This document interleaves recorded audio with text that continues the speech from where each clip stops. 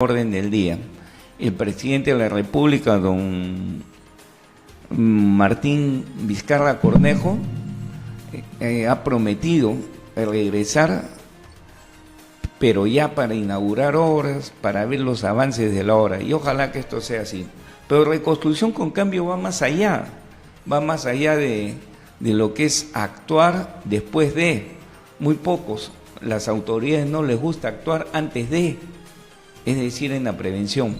Y para hablar un poco de este tema de la reconstrucción con cambios, nos está acompañando esta mañana aquí en los estudios el ingeniero Melvin Rodríguez, él, ingeniero de profesión y experto en gestión de prevención de desastres, con quien hemos venido conversando varias veces estos temas.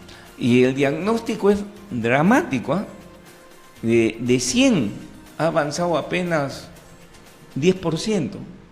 Ayer escuchaba al presidente del gobierno regional de Piura que solamente le habían activado 5 proyectos, licitado 5 proyectos, pero el inicio de la ejecución de la obra no se ve. ¿Qué es lo que está sucediendo en Reconstrucción con Cambio?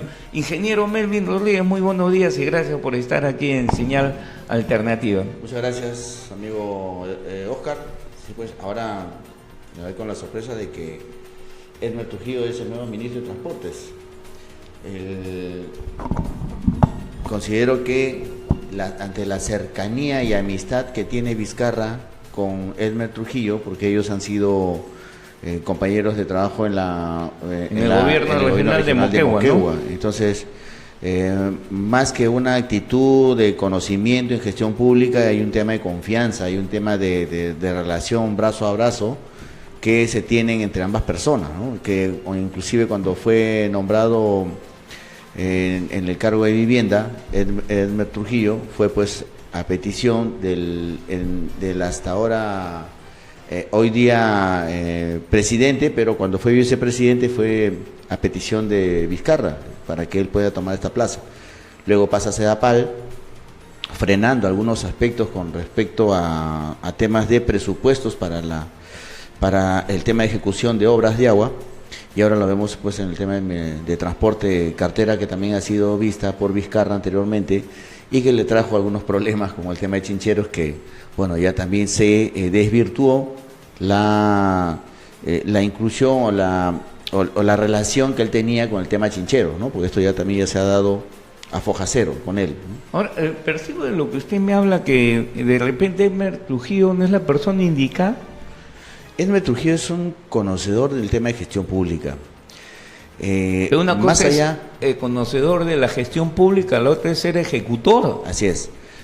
Es que pasaron por decisiones de presupuestos cuando se frenaron algunos aspectos para la realización de ejecuciones de agua, de grandes presupuestos, porque Rudecindo Vega, cuando estuvo en Sedapal, igual como ahora anteriormente estuvo Edmer Trujillo, Rudecindo Vega se quejaba de que el Ministerio de Vivienda no soltaba el presupuesto para que se ejecuten ciertas obras, porque lo orientaba a un sector de privatizar el tema de la línea de agua, y obviamente el presupuesto venía desde el Ministerio de Vivienda, porque Sedapal es un dependiente del Ministerio de Vivienda, ¿no? Como es un órgano que está adscrito al Ministerio de Vivienda. Entonces, ello era el freno que venían por decisiones, no solamente del Ministerio de Economía y Finanzas, sino por decisiones presidenciales, que en su momento estaba Pedro Pablo Kuczynski, porque había la visión de poder privatizar Sedapal, ¿no? Privatizar algunas líneas, algunos temas del agua de Sedapal. Aspecto que se frenó y aspecto que Rudecindo Vega también reclamaba, porque Edmer Trujillo, que estaba en vivienda, no deliberaba presupuestos para poder hacer una ejecución de grandes obras de envergadura en Sedapal. Ahora esto ya ha cambiado, el escenario político es otro, ahora Rudecindo Vega salió de Sedapal, entró en su momento Edmer Trujillo, el actual ministro de Transportes, pero Edmer Trujillo también se alineó a una serie de directivas que venían desde el Ejecutivo, que en este caso era por Mercedes Arauz, ¿no? Entonces verá usted cómo se mueve el escenario político. Todo el tema del ajedrez político se mueven en cargo de posiciones y van quedando atrás los las personas que no son de confianza de Martín Vizcarra. Pero son ¿no? las que mejor hacen las cosas, Así definitivamente. es. Sí, pues. ¿No? Una cosa es estar en el escritorio, monitoreando todo, pero otra cosa es estar en el campo. Y eso me viene a la memoria cuando el anterior jefe de la reconstrucción con cambios iba a las reuniones en Lambayeque para verificar que efectivamente se estaba haciendo la descolmatación y limpieza de algunos cauces en Lambayeque, y el gobernador regional de Lambayeque se quejaba de que el presidente de la reconstrucción, el director de la reconstrucción con cambios, iba él solo y su asistente, que le cargaba la laptop y que solamente le mandaba correos desde la laptop. Obviamente no iba con personal técnico, no iban con profesionales expertos en el tema de la materia, digamos en cuencas, en deltas, en ríos, en limpieza, en descolmatación, ingenieros civiles, ingenieros geógrafos, especialistas que estén metidas en el tema, el tema de la gestión de riesgo de desastres. Entonces, eso se quejaba el gobernador regional, el señor Acuña, y quejaba pues de que todos ellos hacían trabajo de escritorio y que no hacían las ejecuciones necesarias o de respuesta técnica ante un problema que estábamos nosotros en ese momento con el tema de la reconstrucción con cambios, ¿no? Pero el mensaje del presidente de la República se acentúa en la reconstrucción con cambio. La construcción de infraestructura sostenible será un pilar de la gestión. Eso es lo que ha dicho el presidente. Usted que la tesis del ingeniero Martín Vizcarra fue justamente sobre gestión de riesgo de desastres, sobre microsismos que se puedan generar en la región Moquegua, y esa fue su tesis, ¿no? Orientada a la gestión de riesgo de desastres. Entonces Martín Vizcarra... Esa fue la tesis con la que él optó su título de ingeniero. En la Universidad Nacional. La prevención, la gestión de riesgo de desastres, esa fue su tesis de hace 30 años. Entonces, él no es un desconocedor de este tema. Por ende, no resulta raro que ahora él le dé prioridad a temas de gestión de riesgo de desastres, como que se le ha visto en la visita de hace 2 días en Piura, y ha comenzado a ver pues que la reconstrucción no llega ni al 20% de su ejecución, y ya ha pasado más de 1 año y medio en la cual se dio toda esta catástrofe del Niño Costero, y que obviamente fue una afectación interregional, porque fueron 5 a 6 regiones afectadas, incluida Lima. Entonces, ello lleva a que Martín Vizcarra tenga otro tipo de mirada, de mirada de ingeniero, y con respecto a lo que él relaciona con su tesis de grado, la gestión de riesgo de desastres. Entonces, no llama la atención que él haya ido pues esta vez a Piura a poner barbas en remojo y a decir qué está pasando en la región Piura, y no solamente en la región Piura, en todo el norte del Perú hay personas que aún siguen viviendo en carpas que fueron donadas de hace más de 1 año, cuando ellos fueron afectados y fueron inundados. Entonces ello lleva a tener otro tipo de mirada, de darle celeridad y de quitar de por medio pues el tema de la corrupción, porque la corrupción está metida en el tema de las obras que se están dando a dedo en la reconstrucción con cambios. Entonces esperemos que estos manejos, y quien integre que sea el nuevo premier de la PCM, porque la reconstrucción con cambios está adscrita a la PCM, tiene un nivel jerárquico al nivel de un ministerio, porque los presupuestos, 26.000 millones de soles que están asignados a la reconstrucción con cambios, son presupuestos ministeriales. Entonces, la reconstrucción... La autoridad para la reconstrucción... Esos 26.000 millones de soles, disculpe usted, ingeniero, es para ejecutarlo, creo, en 3 años, ¿no? En 3 años y 1 año como adenda, si es que me quedan algunos temas pendientes por cerrar. Pero ya va 1 año. Más de 1 año, año y 4 meses. ¿Cuánto se ha ejecutado? No llegamos al 20%, y las cifras están justamente en la página web de la reconstrucción con cambios, y se ve el porcentaje de avance. No porcentaje comprometido, porque el porcentaje comprometido estamos un poco más allá del 30%, pero el porcentaje de avance no llegamos ni al 20%.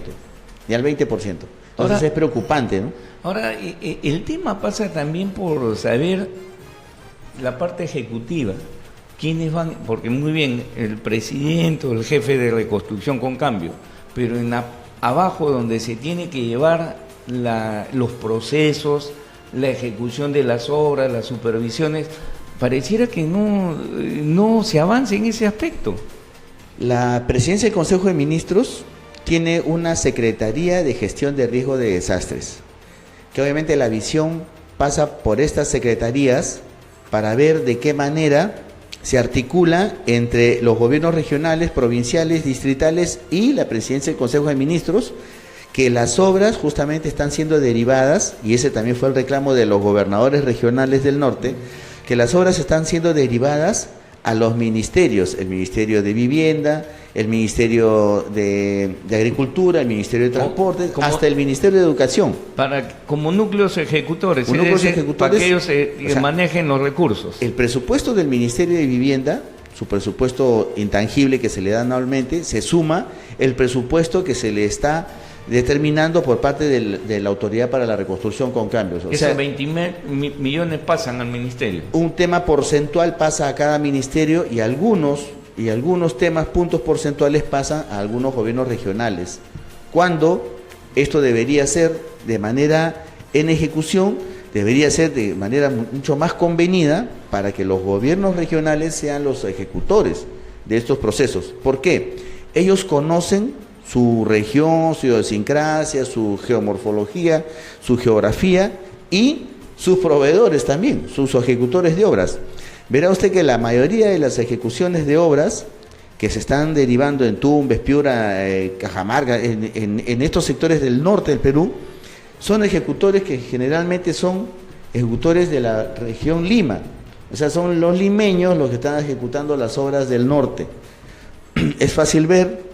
Usted va a la página web de la Reconstrucción con Cambios y va a ver quiénes son los postores que están ganando estas licitaciones a dedo que se está designando, que son varios millones de soles, que solamente le están pidiendo como requisito que tengan experiencia con el Estado, que tengan su brochure y que hayan superado el monto económico para poder hacer el desarrollo de la obra. Ese es un mal indicador, ¿eh? Es un mal indicador. Que vayan los limeños, las empresas limeñas a hacer obras al interior del país como si no hubieran empresas constructoras, no hubieran profesionales de la zona. Esa es la queja de los gobernadores regionales, justamente, y por eso también cayó el anterior jefe de la Reconstrucción con Cambios, que fue puesto a dedo, obviamente, por Zavala y Mercedes de la Flor, Arauz, ¿no? De la Flor, el de la Flor.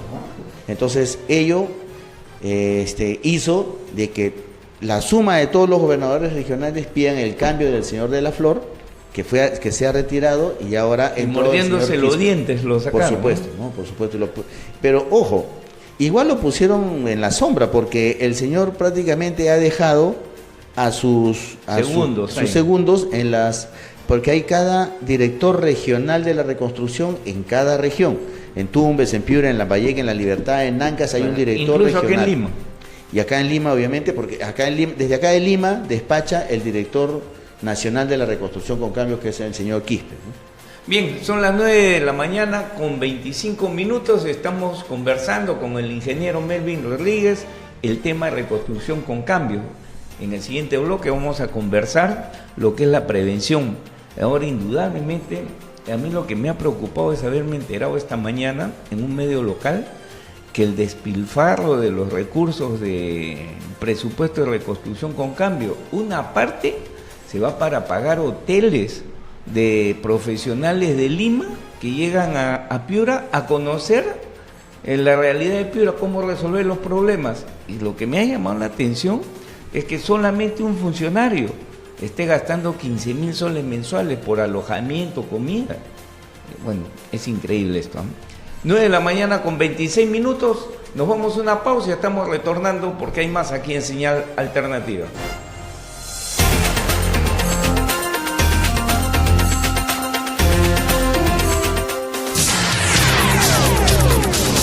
Ubícanos también en la internet www.radiomileniaperú.com.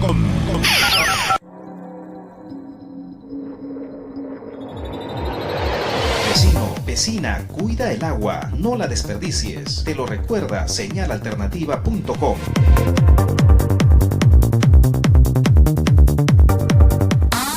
Vecino, Vecina, es hora de cambiar. No arrojes basura a la calle. Recuerda que mejor que limpiar es no ensuciar. Es hora de cambiar. Te lo recuerda. Señalalternativa.com. Recuerda, este es nuestro nuevo número de cabina: 628-7871. 628-7871. Somos Millennial Radio.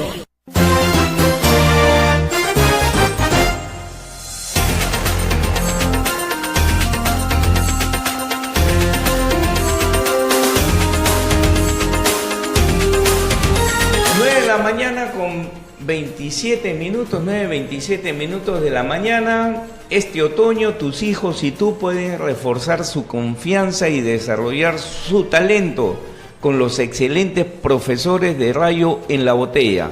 Lo mejor es que pueden hacerlo aquí, en Lima Norte, en su sede del edificio Cielo, en la avenida Universitaria 2202, en Los Olivos. Preinscríbete en los talleres de canto, baile, teatro y experimentores de Rayo en la Botella, ingresando a talleresrayo.com o llamando al 989-2589 y 49. El inicio de clases es el próximo 14 de abril. No se olviden, este otoño tus hijos y tú pueden reforzar su confianza y desarrollar su talento con los excelentes profesores de Rayo en la Botella.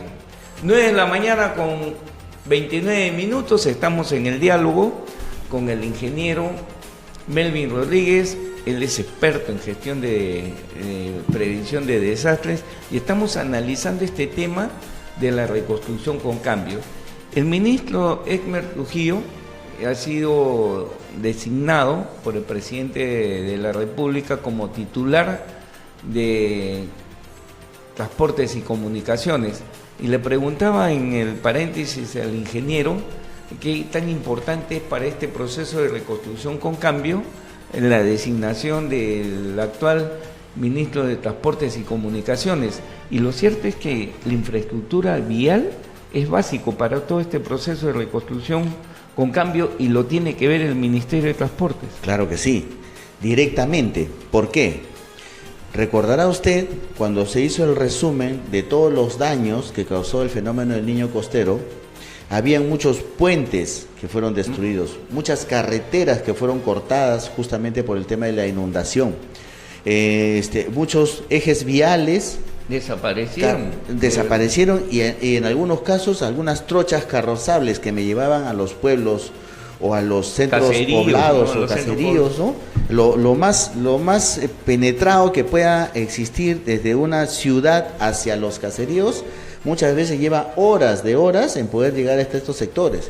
Entonces, esa es la importancia del Ministerio de Transportes, de poder hacer toda una malla de red vial adecuada, idónea, y sobre todo que pueda soportar un embate como la del fenómeno del Niño Costero o un fenómeno del Niño cuando tengo un exceso de lluvias, el tipo de la calidad de asfalto que pueda poner soportable para poder menguar no solamente el agua de lluvias que pueda caer sobre la misma pista, el mismo asfalto, sino también las inclinaciones que debe tener estos ejes viales, las cunetas que deben tener estos ejes viales para discurrir el agua. Todo el agua y estas cunetas a su vez sirven para poder proteger las bases de estos ejes asfálticos y no socavarme el eje asfáltico y luego por el sobrepeso de las cargas vehiculares me puedan estas dañar o quebrar y estas pues no puedan servir finalmente como propósito, ¿no?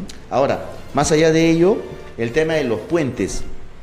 En el norte del Perú, en cuanto a puentes, hay accesos, por ejemplo, para la ciudad de Trujillo, a la ciudad de Trujillo, ¿no?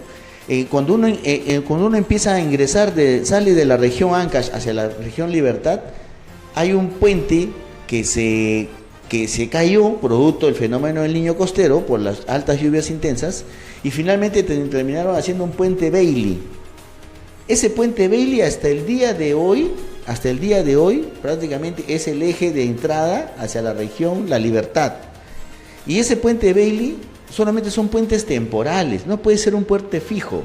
Hasta este momento nosotros tenemos ese puente Bailey instalado en el acceso a la región La Libertad, como si fuera un puente fijo, como si fuese una obra instalada y permanente.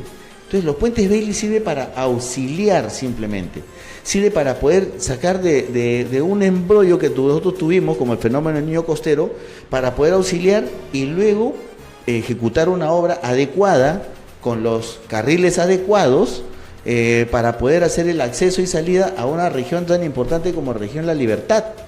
Entonces no podemos estar nosotros con este tipo de puentes Baileys que pasa justamente por un tema, nada más, no me sirve más que para una temporada, una emergencia y punto. Luego tengo que hacer el diseño necesario que me deba suplir un puente Bailey que fue instalado solo para emergencia y que no me puede angostar los carriles necesarios que debe tener un eje vial, un eje principal, un eje nacional como es la carretera Panamericana Norte. Imbuirme en un puente Bailey. Entonces, hasta el día de hoy está ese puente Bailey. Ahora, ingeniero, la otra vez conversando con usted también nos hizo notar de que la naturaleza había sido generosa con el país, porque si bien es cierto hoy que es 28 de marzo, un día como hoy, hace casi año y medio, 2 años, el año pasado, se salieron las aguas del cauce de los ríos por las lluvias, todo, y afectó tremendamente al norte del país. Un día como hoy. Lo que resulta esto es que hay desinterés de las autoridades por la prevención. Y la prevención, ¿cuánto podría estar economizando frente a un desastre, no? Mire, sin ir muy lejos, que el norte no quita los ojos de todo el desastre que ha tenido en cuanto a sus quebradas, sus cauces y sus cuencas, que son alimentadores por las aguas de lluvias y que finalmente discurren en un ancho de eje del río que soporta ya en el sector de la costa, y que de acuerdo a la geomorfología, que muchas veces es plana en la zona de la costa, pues si no tengo unas riberas protegidas, estas obviamente me dan o me resultan en desbordes e inundaciones, justamente por lo plano que nosotros nos podemos encontrar en la geomorfología en la costa del norte. Pero no quiero ir muy lejos, me refiero acá en Lima. En Lima nosotros tenemos 4 ríos importantes que ya han causado desastres. Me refiero al río Chillón, al río Rímac, al río Lurín, y a un río que nadie le hace caso, el río Huaycoloro. Y ese río Huaycoloro trajo más desastres que los otros dos o tres ríos que tenemos en la región Lima. El río Huaycoloro, como lo dan como un chorrito de agua que discurre, sin embargo fue el río que me trajo inundaciones en toda la zona de Zárate y que casi entra al centro de Lima inclusive. Entonces, ya se ha vuelto un río que no debe dejar de tener las condiciones necesarias de prevención, de limpieza, de encauzamiento, de protección de riberas, de la identificación de las fajas marginales que debe tener cada río. Ese río Huaycoloro afectó la zona de Cajamarquilla, por supuesto, Nievería, Huachipa, zona de Huachipa, ¿no? Cuyas imágenes se veía, pues los esfuerzos pasaban en un cable de un lado a otro a la gente. Ese es el efecto del río Huaycoloro y el desborde que llegó por ahí. Y justamente esta no atención de tomar a estos 4 principales ríos que tenemos en la región Lima hace de que cuando ya bajan las lluvias también baja el desinterés de las autoridades. Una vez que suceden las épocas fuertes de lluvias, es aproximadamente desde la quincena de diciembre hasta finales de marzo. Luego de ello entra una temporada de estiaje bajo, de caudales bajos, y ahí, terminada la temporada, debe entrar la autoridad con sus maquinarias, profundizar el cauce, hacerme un canal de guía para el río, para que ésta obviamente discurra en un solo curso, y hacer una protección de riberas adecuadas. Todo esto dentro de una política de prevención, ¿cierto? Y de gestión de riesgo de desastres que no se hace, y porque si está no en el papel... Porque desconocen. Primero hacerle mención de que los presupuestos existen, Es decir, Hay dinero presupuesto, para sí, eso. por supuesto, para trabajar en la prevención. Hay dinero destinado. El tema es que, como ya bajan las lluvias, como ya baja el posible desastre o desborde que yo pueda tener y afecta a las viviendas, también baja el desinterés. Baja de tal manera que la autoridad, al ver que ya hay un dinero destinado para la prevención, pero como no se está ejecutando una posibilidad de riesgo o de desastre, ¿qué hago? La autoridad hace que este dinero destinado para la prevención de riesgos, mediante acuerdo de consejo, se use este dinero para gastos corrientes. Para otros fines. Para otros fines y no para la gestión y prevención de riesgo de desastre que la ciudad necesita. Y si no, evidentemente preguntémosle al alcalde de Lima, el señor Luis Castañeda Locio, que es quien delega estos presupuestos o transfiere estos presupuestos de gestión de riesgos y de prevención para ejecutar gastos corrientes con la venia de los regidores, obviamente, de la Municipalidad de Lima. Como son mayoría, aprueban en mayoría y se destinan estos dineros a otros actos o otros servicios y no se hace prevención. Ese es el problema, que el desinterés de la autoridad baja cuando ya la probabilidad de un riesgo de desastre también se minimiza o se baja a niveles de probabilidad casi cero para poder tomar otras pretensiones. Ahora, ingeniero, hay algo que no se ha evaluado y que está en la mesa de trabajo. Por ejemplo, el desborde del río Rímac a la altura de Carapongo. Los pobladores ahí sostienen que esta obra de rutas de Lima los desprotegió en este proceso de aplanamiento para construir la nueva vía que una desde Ramiro Prialé hasta Chosica. Y los vecinos sostienen en el tiempo que esa obra los desprotegió frente a la fuerza de río. Años anteriores ello lo protegía, ahora desapareció por este proceso de ingeniería que hubo, ¿no? Y ¿cuál es la verdad en torno a este trazo que ha afectado también hasta hoy día? Hay pobladores en Carapongo que viven en carpas. Sí, es verdad. Hasta el día de hoy hay pobladores que usted a media hora de la ciudad de Lima, a media hora del centro de Lima, a media hora 40 minutos, vemos nosotros personas que han sido afectadas por el niño costero y que hasta el día de hoy están viviendo en carpas, sin ir muy lejos. Imagínense usted si nos vamos a pueblos mucho más retirados en el norte o a caseríos que están a 1 o 2 o 3, 4 horas de su propia ciudad hacia adentro, como han sido tremendamente olvidados con el tema de la reconstrucción y de las afectaciones que me trajo el tema del fenómeno del niño costero. Retornamos a Lima. Este eje vial en la cual se refiere la línea 2 del metro, que ya que está a puertas de inaugurarse inclusive, toca en muchos sectores el tema del eje natural del cauce del río Rímac.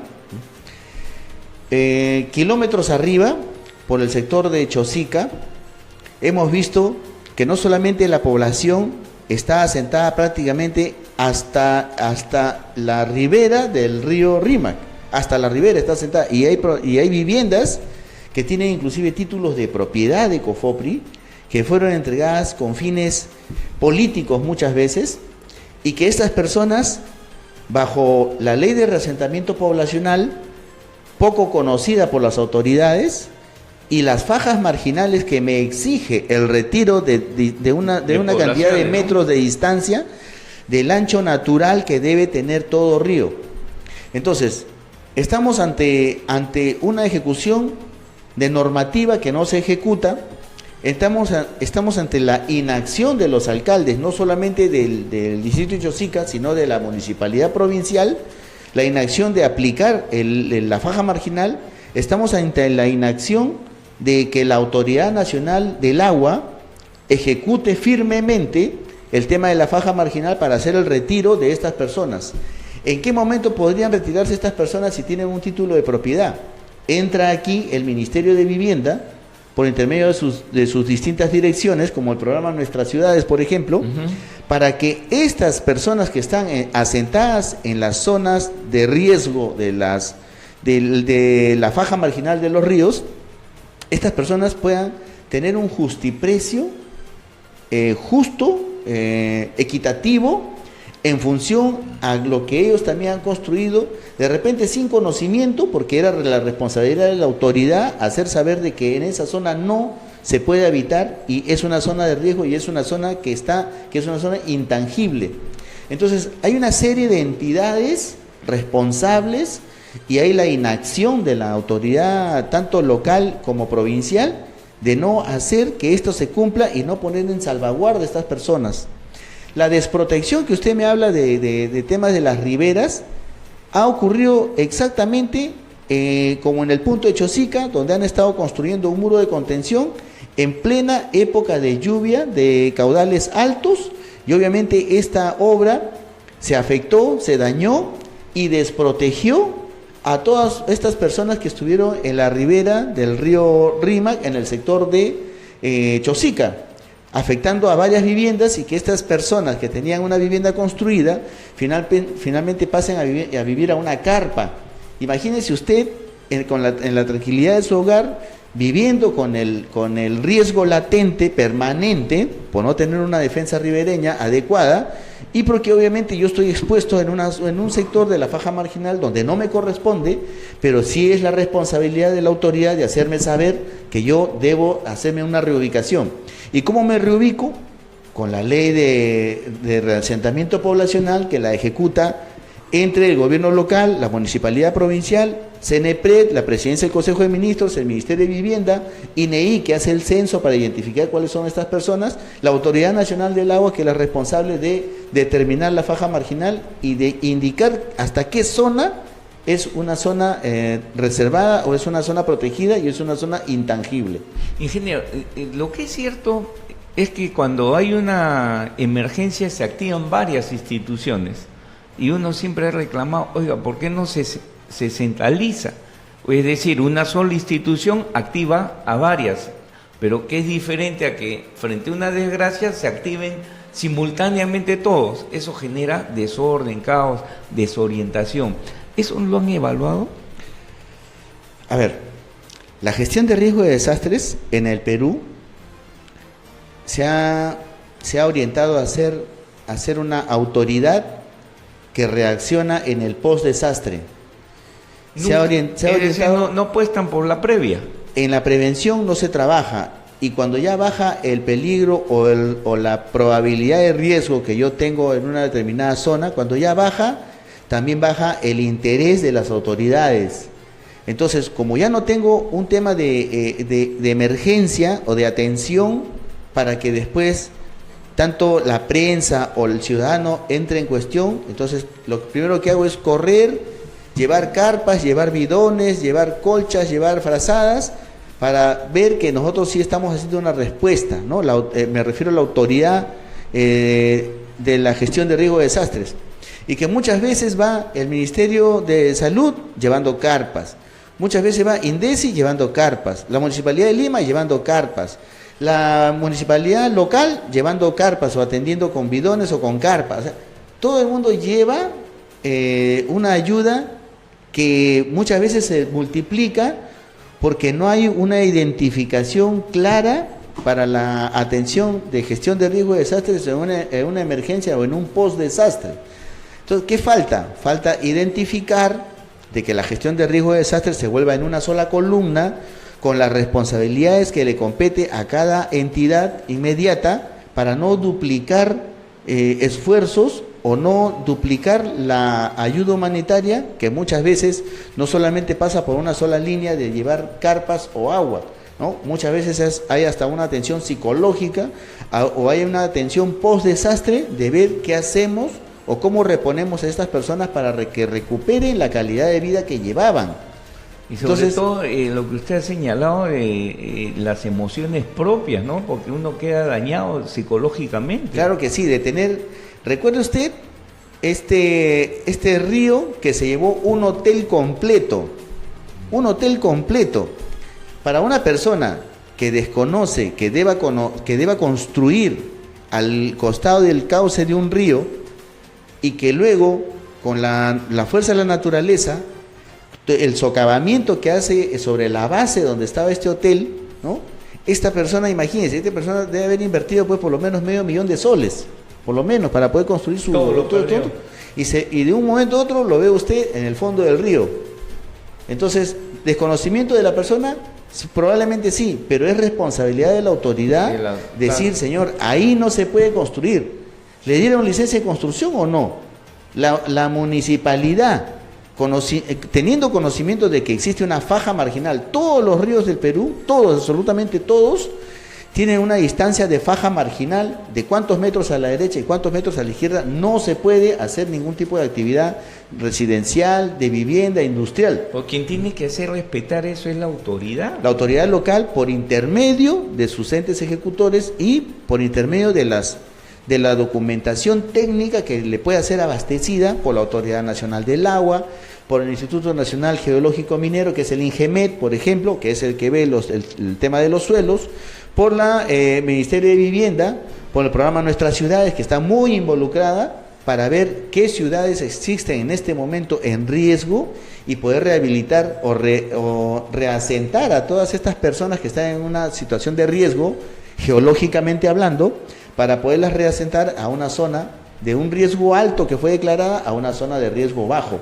Como por ejemplo, me hace a usted recordar la coyuntura que se lleva en este momento en la ciudad de Olmos, la antigua ciudad de Olmos y la nueva ciudad de Olmos. Donde hay una disputa tremenda. Hay una disputa por un desbalance económico, donde está orientado el tema de la inversión por parte del Estado, donde se le está asignando casi 500 millones de soles, pero no hay un tema de reinversión o de reinyección económica para la ciudad antigua.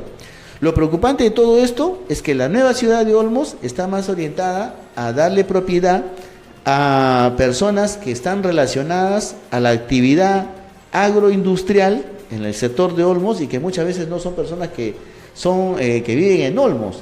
Entonces, esa es la molestia de la ciudad antigua, que yo también he tuiteado y esperemos pues que llegue hasta los niveles del mismo presidente, indicando que ponga sus ojos en atención hacia la ciudad de Olmos, porque hay un desbalance hay un despropósito, hay un desnivel económico entre la nueva y la antigua ciudad.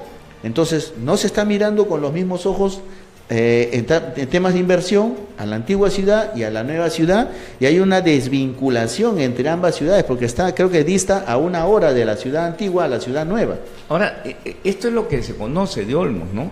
Olmos, la ciudad de Olmos, pero lo que es cierto es que hay pueblos, caseríos que han sido desaparecidos por la fuerza de la naturaleza, las lluvias, todo, y de verdad uno percibe que hay un poco, si no es mucha, falta de información con respecto a lo que realmente le sucedió al país durante el fenómeno del Niño. Mire, tenga usted en cuenta que lo que está sucediendo en Olmos se suma a la lista de conflictos sociales que se están llevando a nivel nacional. Esto ya es un conflicto social y se maneja ya no a nivel de gobierno local, ni siquiera a nivel de gobierno regional, ya se maneja a nivel nacional, y donde la solución la tiene que dar el Ejecutivo por intermedio de las directivas que dé la Presidencia, que en este caso es el ingeniero Martín Vizcarra, para que vea de este tipo, otro tipo de manera, porque es un conflicto social activo en este momento. Entonces, el distrito de Olmos, que en temas físicos, en temas de área, tiene dimensiones proporcionales a una dimensión provincial, que obviamente existe un proyecto de petición provincial en el Ejecutivo, para que ésta sea convertida en provincia, dadas las dimensiones, pero tendría que ser pasada a provincia si es que cuenta con temas básicos como infraestructura el adecuada, hospital, como un reordenamiento territorial de la propia ciudad, no solamente la nueva, porque la nueva sí ha sido proyectada con una visión de mejor ordenamiento territorial, de mejor ordenamiento físico, a diferencia de la ciudad antigua, donde prácticamente están haciendo de que todo se enfoque en la nueva ciudad, con las inyecciones económicas que le ha dado el Estado, y la antigua ciudad se le está dejando de lado y no se le está dando los balances económicos que se quisiera a nivel de una provincia que ha sido peticionada. Ahora, ingeniero, en este tema, por ejemplo, de reasentamiento poblacional, el principal problema es que no hay espacios físicos, no hay terrenos urbanizados o terrenos, recuperación de terrenos para destinarlos a vivienda. ¿Eso es cierto? No es así. Existen terrenos que ahora están declarados como terrenos eriazos y que seguro las grandes... Son del Estado. Que son del Estado y que muchas veces las grandes, los grandes corporaciones inmobiliarias que ejecutan y que tienen mucha experiencia cambiando zonificaciones, estas son las que hacen el nivelado, hacen las adecuaciones físicas, los componentes urbanos, la instalación de luces, de energía, de iluminación, el abastecimiento de líneas de agua, que obviamente se ve con el tema de SEAPAL. No nos podemos quejar por agua, porque agua tenemos. El tema es que está mal distribuido y está administrativamente mal manejado. Ese es el asunto. Entonces no podemos decir que no podemos crear nuevas ciudades. Si hay espacio para nuevas ciudades. Generación de suelos urbanos, ¿no? Correcto. Entonces, esos cambios de componentes para adecuar a nuevos proyectos urbanos hace que estas antiguas ciudades tengan la posibilidad de hacer mejoras o, de acuerdo a los estudios técnicos que pueda tener una ciudad, esta ciudad me pueda adecuarse y poner los componentes necesarios, como discurrimientos de aguas, como proyección a 50 o 100 años en crecimiento urbano. Y el crecimiento urbano también lo puedo manifestar de dos maneras. Un crecimiento horizontal, que generalmente se van cuando ya la ciudad está, está llena físicamente. ¿Qué me ocupan? Me ocupan la ladera de los cerros, ¿no? O un crecimiento vertical, donde yo cambio el tema de la zonificación y aumento los niveles de edificación, porque la ciudad, el mundo crece, la demografía crece, y la población va a crecer. A lo vertical, ¿eh? Y entonces todos debemos tener una mirada de asuntos generalmente más verticales que horizontales, porque el crecimiento horizontal hace que en las periferias se crea el desorden urbano, porque no hay una planificación a una ciudad que esté a 50 o 100 o 150 años de planificada, como será de aquí a 100 o 150 años. Entonces, como no tengo una planificación, me genera el desorden urbano y que sin la reglamentación debida de anchos de vías, niveles de altura, el tipo de suelo, hace que se deforme la ciudad. Bien, ingeniero, realmente conversar con usted y sobre todo estos temas que tienen que ver con la prevención del desastre, ahora que estamos analizando el tema de la reconstrucción con cambio, nos lleva a una reflexión. La política de Estado en prevención debería ser más fuerte, más difundida, para ver que las autoridades reaccionen, porque si hay presupuestos, ¿cómo es que no van a invertir en la prevención? ¿Cuántas vidas, cuántas desgracias se pueden evitar perder en una situación de desastre? Yo olvidé comentarle, es verdad, la naturaleza, la fuerza de la naturaleza este año 2018, en toda esta época de lluvia que ya hemos pasado, en realidad debemos frotarnos la frente y decir, miren, ya pasamos lo peor. La naturaleza ha sido condescendiente, este año ha sido buena, no ha generado estragos, no ha generado destrozos, ni ha hecho crecimientos de subida de caudales como para generar inundaciones. Años anteriores, en estas épocas, nosotros teníamos una chosica que se desangraba en dolor y desastre y tragedia. Entonces, y este año no lo hemos tenido, pero eso no quiere decir que no tenemos que dejar de mirar la prevención. No estoy hablando en el desastre, estoy hablando en la prevención. Antes, ya se cerraron las épocas de caudales altos, ya estamos finalizando. Empieza ahora la tarea de las autoridades a poder trabajar en el tema de la limpieza de los caudales, la descolmatación, el reforzamiento de los taludes. Cosa que no han hecho, después del desastre del fenómeno del Niño. Por eso le reitero, como baja el nivel de riesgo que yo pueda tener ante una probabilidad de desastre, también baja el desinterés de las autoridades.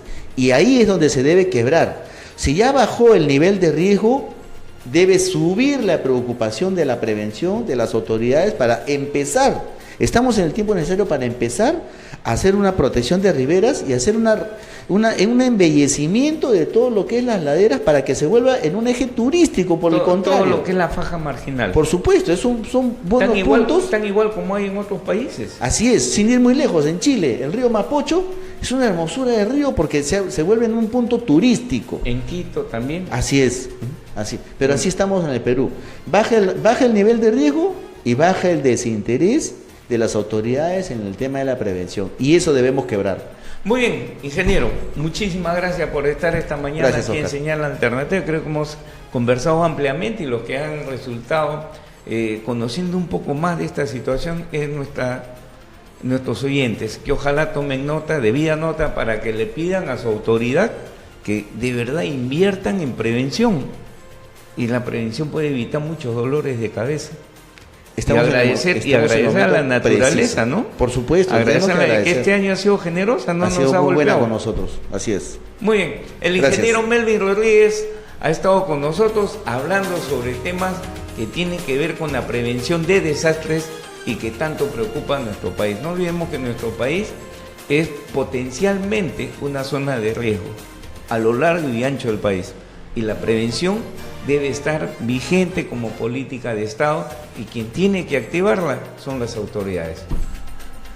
9 de la mañana con 58 minutos, nos vamos a una pausa y retornamos porque hay más aquí en Señal Alternativa.